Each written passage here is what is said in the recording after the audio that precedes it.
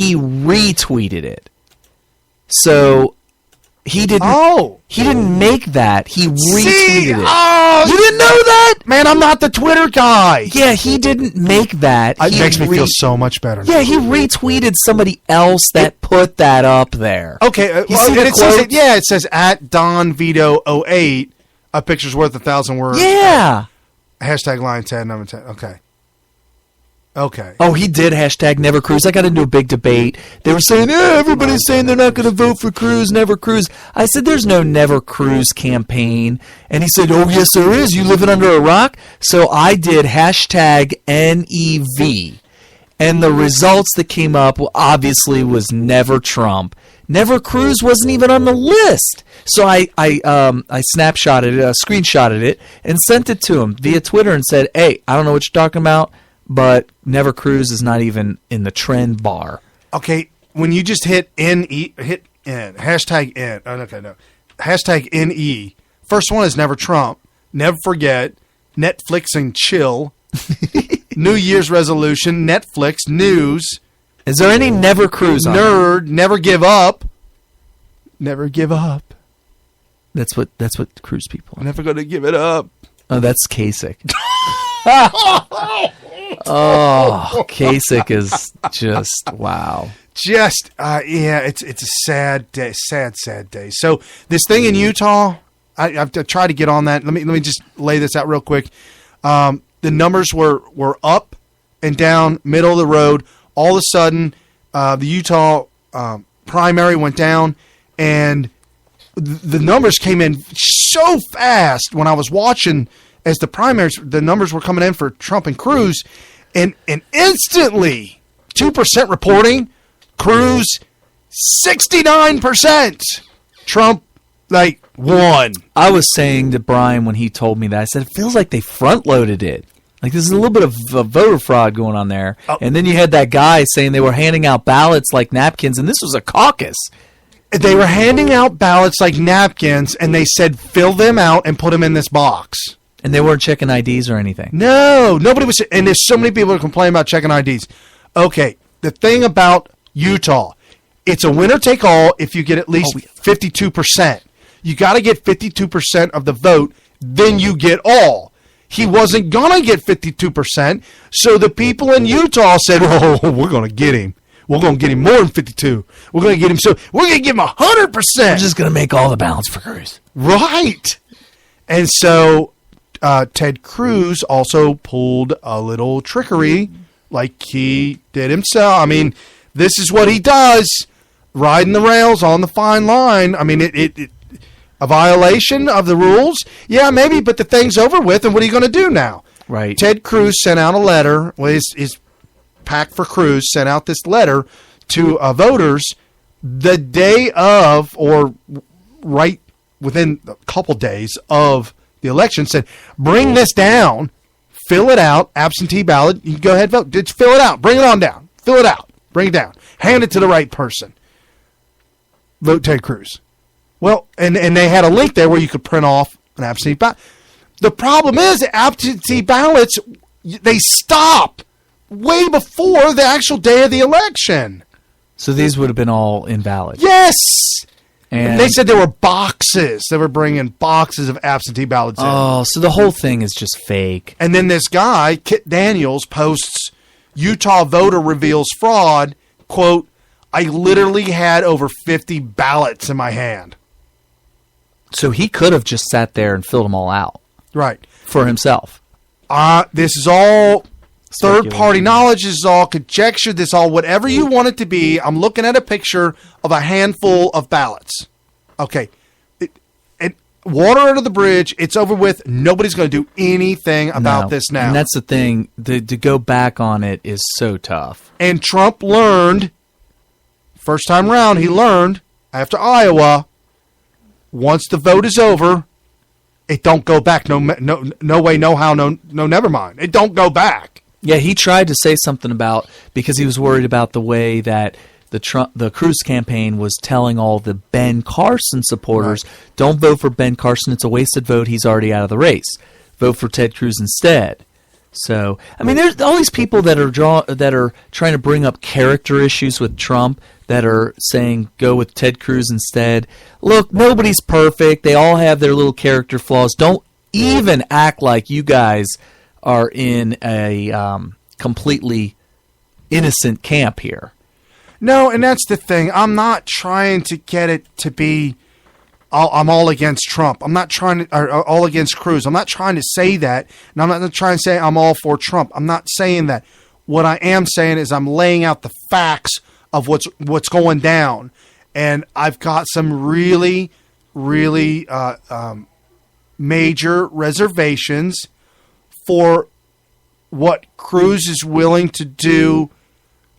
What is he willing to do to get? What does the ends justify the means? Type of thing. He's willing to go so far as to. Well, you heard the soundbite of him blaming Trump for the UN attacking the UN, and now we got this. What is that? When I posted that up, and I know you Cruz guys were commenting on it that that's pathetic. He didn't say nothing like that. Well, you know what? Listen, read it again. Listen to the soundbite. It is. It's just not. There's a level of couthness, and it's just uncouth. Have you no decency? Something of that nature, yeah. And now, the breaking news: National Enquirer just spilled the beans. The women have been identified. Oh, yeah. What's up with the CRUZ scandal? We got a little bit of time, don't we? I mean, that's a major... Just a few minutes, but yeah, there's apparently the National Enquirer exposed, Ted Cruz said there's 5 women that he's had affairs with while he was married to his wife. And one of the women, who it's not hard to see, it was a picture of her literally taken off of Fox News while she was talking. So is it fake then? Well, when you go to... And why would the National Enquirer blotch out their eyes? So you don't... And they blurred them a little bit so you don't know who they are. But why would they do that? Wouldn't they want to say, this is who he was with? Well, because the story that they picked up was from a private investigator who's still in an investigation mode. Okay. Right. So... The one that clearly is, I mean, it has to be, it's... oh, yeah. I mean, it's an actual picture, a still from the show. She's wearing all the same clothes. Right. Exactly. Katrina... Here's the weird thing. So Katrina is a spokesperson for Trump currently. Right. A former... Wouldn't it guarantee Trump if she said, yeah, it's true? Well, but she... was the spokesperson for Cruz, former. But she's currently with Trump. Wouldn't she be helping his cause by saying, yeah, I wasn't going to say nothing, but now that it's out, yeah, it's true. But she came out and said, oh, this is preposterous. She said it's not true. Not only did she say she said it's not true for me. So she's saying that it could be with her. Yes! But if it's not true with her, then it all could be fake. Left it open-ended. And on Twitter, I got lost in that firestorm on Twitter after she said that. She said, when I speak to myself, it's not me. And everybody's like, what do you mean speak to yourself? You mean for yourself? Who do you speak to? Are you speaking to... And it just went on. Everybody's blasting on Twitter about that. And then somebody said... Katrina, you don't understand. Jet fuel can't melt steel beams. Oh, that's a good one. And then all of a sudden, everybody went into this 9/11 beam melting mode. Oh, of course they do.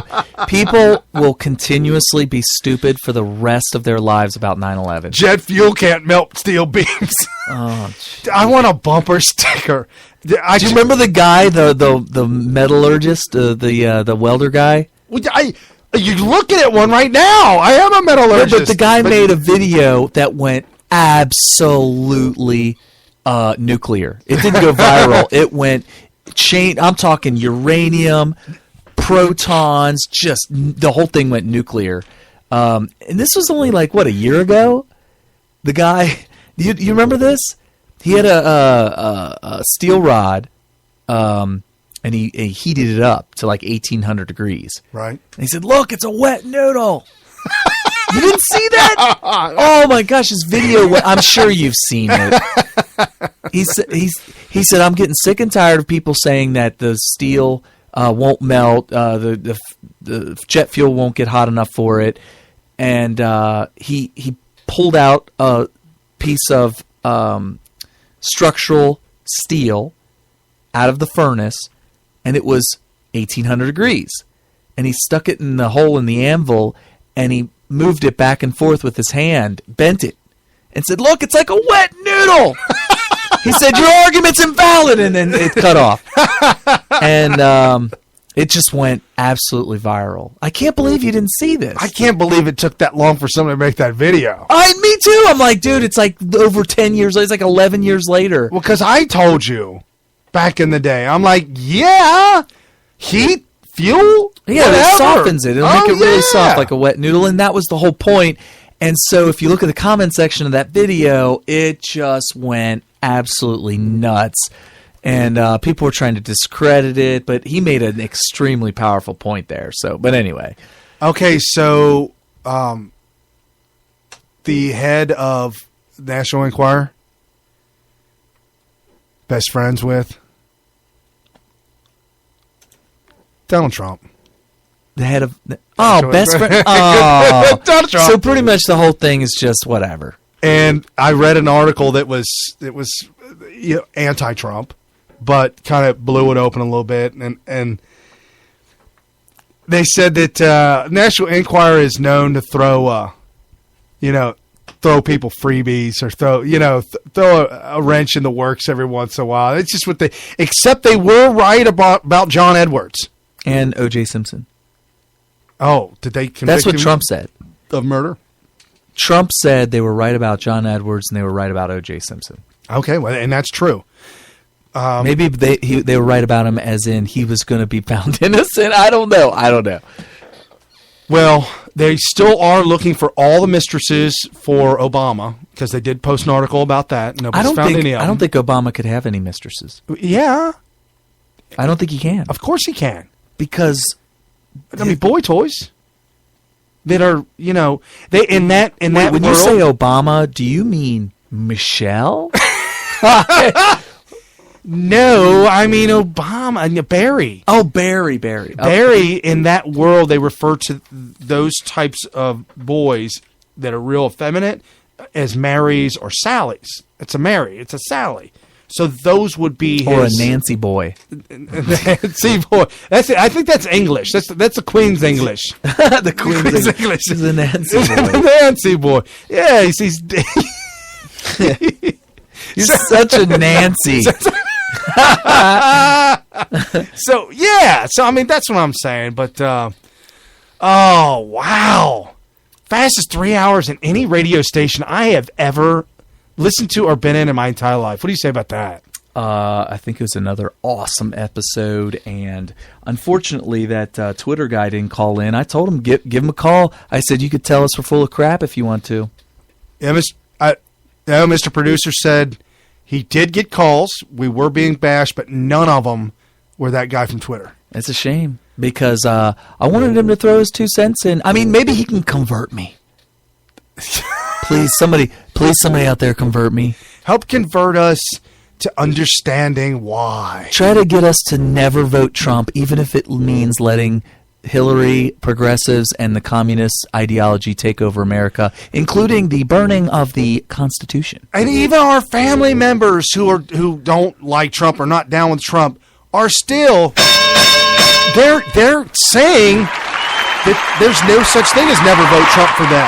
Right, they're going to vote for Trump if he wins the nomination. And those are baby boomers who do definitely remember Hillary. And they remember the Soviet Union. Hillary, good night now. Oh, sorry, it's going to get loud.